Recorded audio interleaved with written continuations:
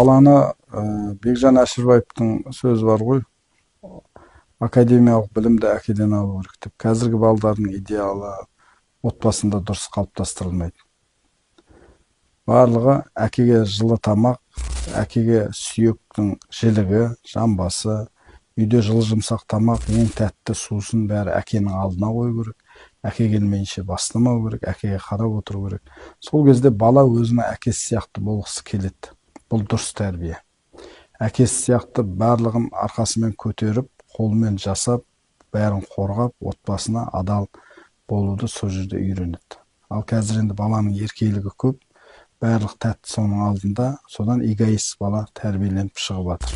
Одан кейінгі нәрсе, мен үнемі зарымен мұңым осы айтып жүрген қоғамның қазіргі ең жаман жері, балабақшада, мектепте 100%, мектепте 90%, колледждерде 80% әйелдің тәрбиесінен шығады. Әйелдер тәрбиелейді, әйелдер. Ай дейтін ажа, қой дейтін қожасы жоқ ел тез азат дейді. Сондықтан балаға кейде ер адамның қатты қолы, мұғалім ұрсыпты деп сыздатып, дереу барып артынан қиылып тұратын ата-ана емес, талапты, тәртіпті талап ететін ата-ана керек. Міне сол 100% әйелдердің тәрбиесін алған бала әскерге барып қатал офицердің дауысын естігенде депрессия болып, суициді, уклонный дейді. Сондай болып шыға келеді 6 айда. Балаңыз сондай болып қалмас үшін ер адамның тәрбиесіне молырақ беріңіз. Талапты тренер, талапты жаттықтырушы, боксқа беріңіз. Талапты күйші, соның қадағалауында болсын. Ер адамның қадір қасиетін, оның ішінде де сөзіне берік, иманды, адамгершілігі мен имангершілігі көрініп тұратын ер ұстаздарға баланы беріп үйретіңіз. Солар талап қойғанда кедергі жасамаңыз.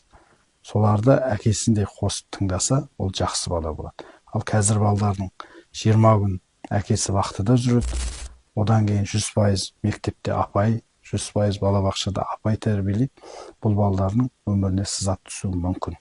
Ерім, ер, балам, ер сияқты ер мінез болсын десеңіз, осы қателіктерді осы бастан түзеңіз.